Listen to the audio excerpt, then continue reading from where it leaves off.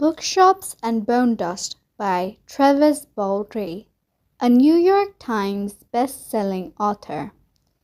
Dedication: because right things happen at the wrong time.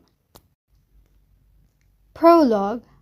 18, bellowed Viv, bringing her saber around in a flat curve that battered the white skull of its spine.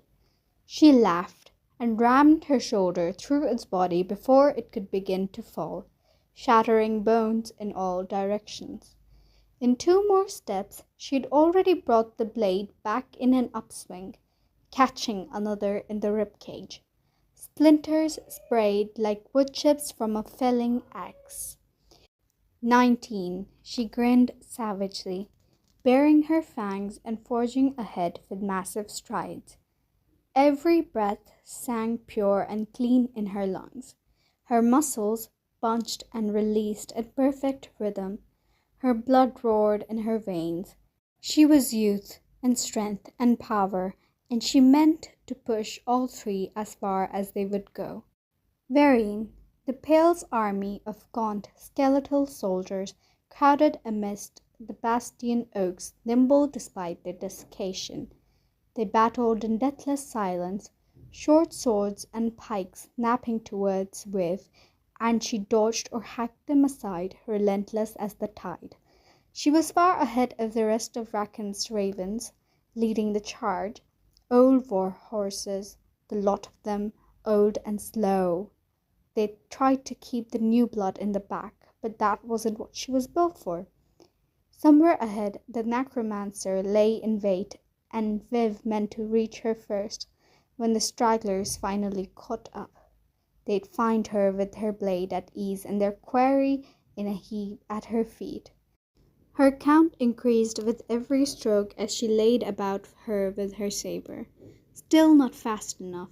She yanked her maul from its loop and went to work with both her hands, crushing and shearing through the skeletal ranks with hammer and sword. Their shields were bashed aside. Their ring mail tore like paper. Their skulls collapsed like winter melons. Harsh cries echoed behind her as Racken's crew dealt with the chaff she left in her wake or the whites that tried to flank them. Someone shouted for her to slow down.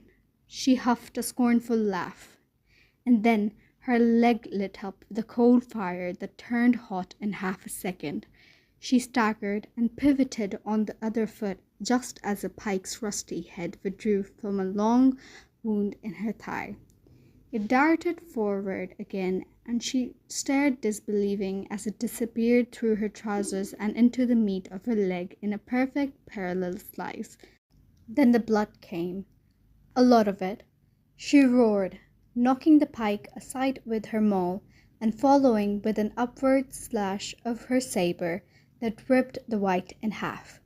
Its horned helm spun skyward in an absurd twirl.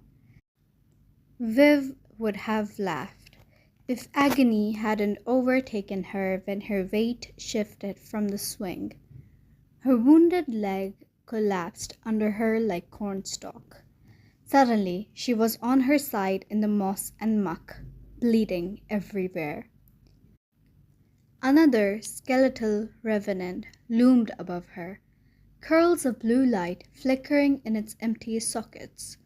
On its forehead, Vereen's symbol burned bright, a diamond with branches like horns. It hauled a rusty tower shield into the air, preparing to bring the edge down in a crushing blow. The only sounds were the creaking of its sinew and Viv's own ragged breaths. She just caught the edge of the shield with her maul, knocking it to the side, but she lost her grip on her weapon. Tears of pain blurred her vision. Viv hadn't managed to disarm the thing, though.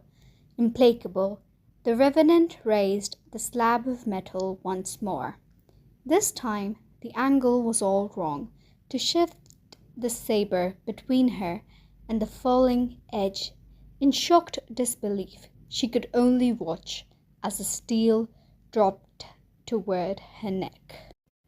A ragged cry, but not her own, Rickham barreled into the creature with his shoulder.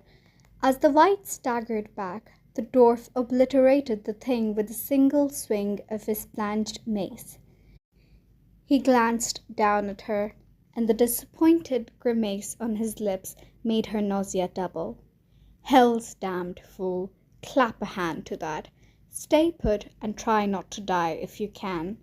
Then he was gone, and Viv was breathless with shock as Rickon's ravens charged past in a line of blades and bows, an arcane fire that levelled the foe before them. They disappeared into the mist, and she was alone, staring in disbelief as her life pumped out of her leg. "Still with us, hey?" Viv groggily regained consciousness. She felt like she was going to be sick. Maybe she already had been. The first thing she saw were Rackham's flinty eyes glittering above the braids of his muddy salt and peppered beard. Viv shook her head and looked around. The edges of her vision seemed smeared with grease. Somehow she'd braced her back against one of the oaks. She'd apparently also had the presence of mind to tear off the bottom of her shirt and bind her wound around a handful of moss. The cloth was soaked through, and the earth underneath was a churn of mud and blood. At the sight of it, she began to drift, and Rackham brought her back with a surprisingly gentle slap to the cheek. He sighed and shook his head. The battle was done. If his presence hadn't been enough to tell her, then the unhurried movement of the warriors behind him would have. "I figured it when you signed on. Hoped I'd be wrong, but nah. I knew this was the way it would go. Younger is always dumber, and wising up takes blood and time." He looked away, as though into some other possible future, then back at her. "Every new prospect I give them even odds. I look at the hands, the arms, no scars? Then it's even odds that the first one they get kills them." With one gloved hand, he patted her massive forearm, corded with muscle, but the skin unblemished. Viv stared past it into the wreck of her leg. Rackham stirred, and she still didn't have to look up far to meet his eyes. "Is this the one that kills you then?" Viv swallowed down her nausea and narrowed her eyes, feeling stupid. Feeling stupid made her feel resentful, and resentment was only a half step from angry. "No," she said through clenched teeth. He chuckled. "Don't guess it will at that, but you're done for now." She blinked. "Did we get her?" "We didn't. Wasn't even here, near as we can tell. Only a little trouble she stirred up just for us. We're heading north. We'll find her."